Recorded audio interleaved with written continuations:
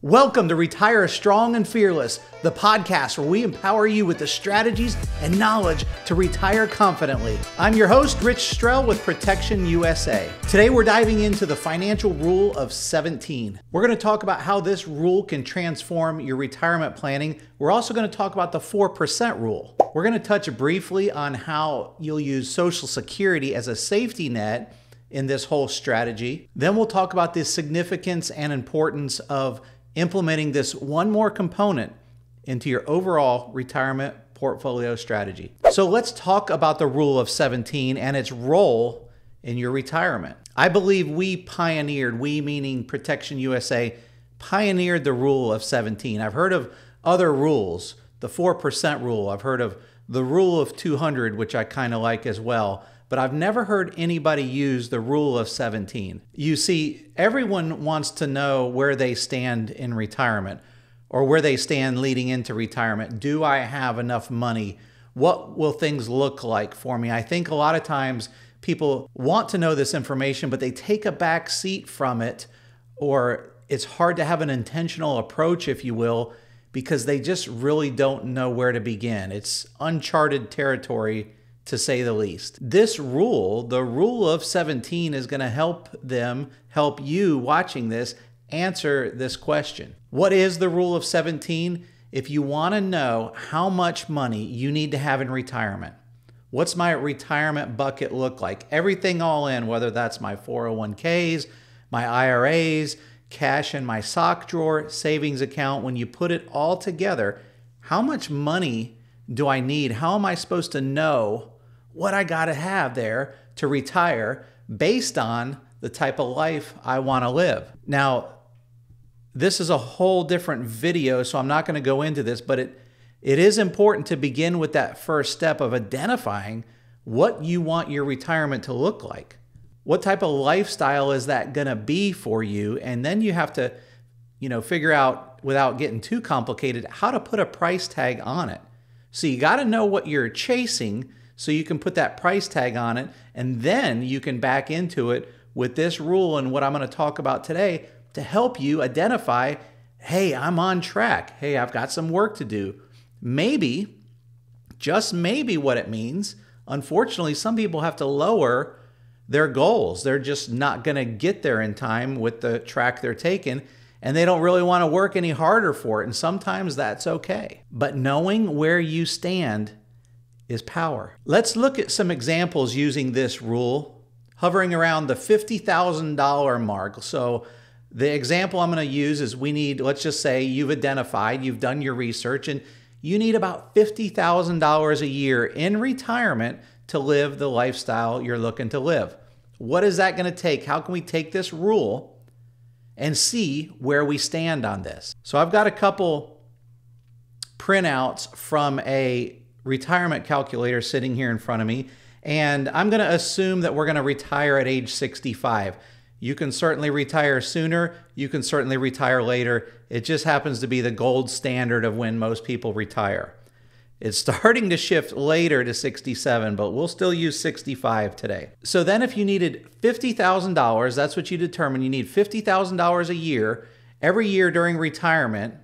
You take that and multiply it times 17, the rule of 17, and you get $850,000. The rule of 17 assumes that you're going to be able to average, some years much better, some years much worse, but you're going to be able to average a 6% return throughout the life of your retirement. Now, some of you may be thinking, Rich, that's not near conservative enough. Stick with me, because I'm going to share how we have these additional safety nets, quite a few of them, that are going to help you feel very comfortable with this rule of 17 in your retirement. One of the things, I mentioned Social Security in the beginning, one of the things you got to factor in is with this rule, as it is also with the 4% rule, it's assuming, and I'll explain more about that in a little bit, but it's assuming that you're going to use the interest from your portfolio and never deplete its core value. Now keep in mind, One of the things with the rule of 17 that we believe is you're leaving Social Security on the table as a safety net. This isn't calculated into this equation.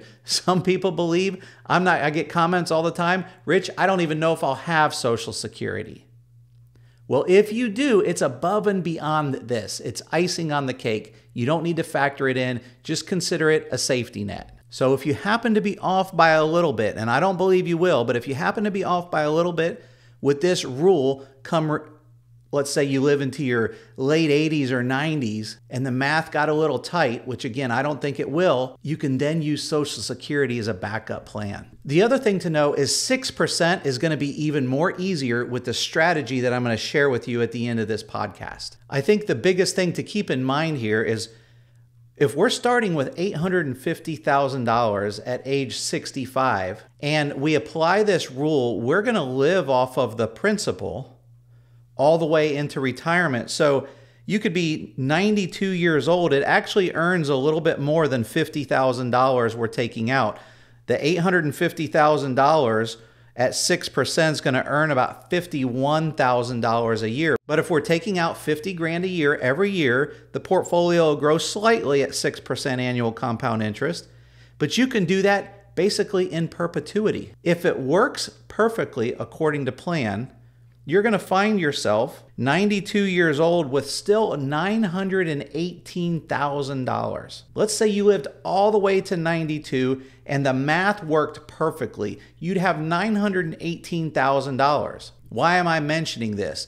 You have a $918,000 plus Social Security safety blanket. In other words, how can you screw it up by 900 grand? If you wanted to use up your retirement fund during your golden years, I mean, yes, we all want to leave some to our kids, get a life insurance policy, put some cash on the side, do something.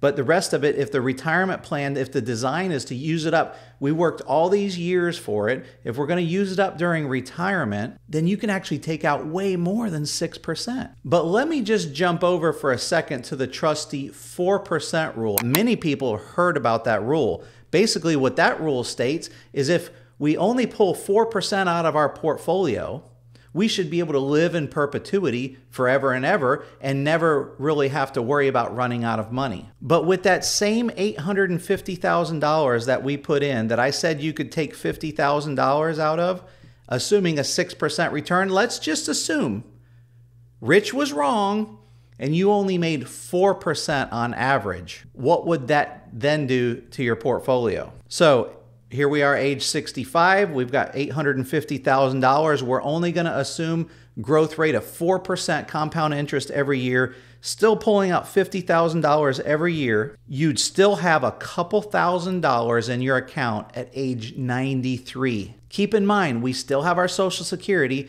and we still have this next strategy that I'm going to share with you that's going to put even more protection into this rule of 17. If you could average 6% returns, you'd never invade the principal at all. You'd still have over $900,000 come age 92, 93 years old. But even with the 4% rule, even if you were only making 4% annual compound interest, you'd still not run out of money until your early 90s. We're going to also talk about life expectancy here in just a little bit. Segment 2 here, let's talk about embracing life and maximizing your nest egg. Let me introduce the idea of just what it took to get to this phase of life, meaning you're at that 65, 62, 67, whatever it is for you, but you're at retirement. You're at the gate of the rest of your life, that last section. You gotta slow down and acknowledge all the years of hard work, how much we put into it, and how little bit is left. The statistics I was reading recently, Harvard Business School put out a report where they took numbers from the CDC, which were from December of 2022. So here we are in 2023. Earlier this year, Harvard put together this report, but the numbers were from the tail end of 2022. And this part here is just simple math. But if you work from 22, you graduate college, you work or get out of the military, whatever you did. If you go from 22 years of age to 65 years of age, that's 43 years you've pumped into this plan. Sadly, the life expectancy based on this report from Harvard, that they got the numbers from the CDC. And this is tweaked or swayed or however you want to look at it because of COVID-19, but it's down by more than 2 years. It's 76 years old. Now, this isn't factoring male, female, anything like that. This is just saying U.S. population average life expectancy is 76 years old. So if you're going to work 43 years to get to this point, to live what society says is going to be roughly 11 years. Just chew on that for just a little bit, man. I mean, that's a sobering statistic. Work 43, enjoy 11 if things go average. I want to encourage you to go live, be bold. Take this opportunity to make a stance and say, I'm going to live my best freaking life that I can. And this next strategy, tied in with this rule of 17, is going to help you sleep like a baby so you can focus on living that life and not wonder or worry, was Rich right? Am I going to run out of money? Is this formula right? Is this rule right? This is going to be black and white, solid opportunity for you to just cut loose and go make them your golden years. Go make them the best year of your life.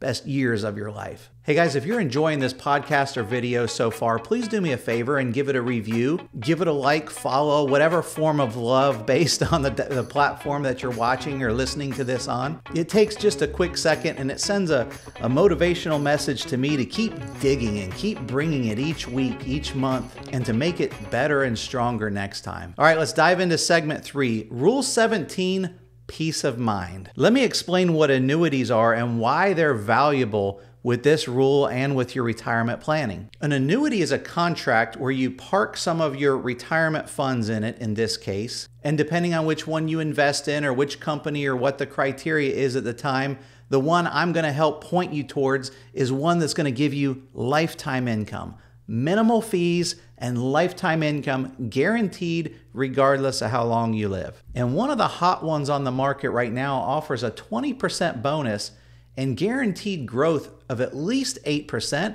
for at least the next 10 years. So why is this important? Why am I introducing it in harmony with the rule of 17? Well, if you were even remotely concerned about, wow, Rich, what if I don't hit that 6%? First of all, the S&P 500 averages about 9% returns. We're shooting for 6%. And we're not even counting Social Security. So if you happen to be at 5.5 one year or 5.7, you can also use the Social Security as a safety blanket. But think about this. If you, on top of all of that, there was a significant portion of your portfolio, say between 40 and 60% of it, that was guaranteed to grow by at least 8%. We only need 6, but it was guaranteed to grow by at least 8% for the first 10 years.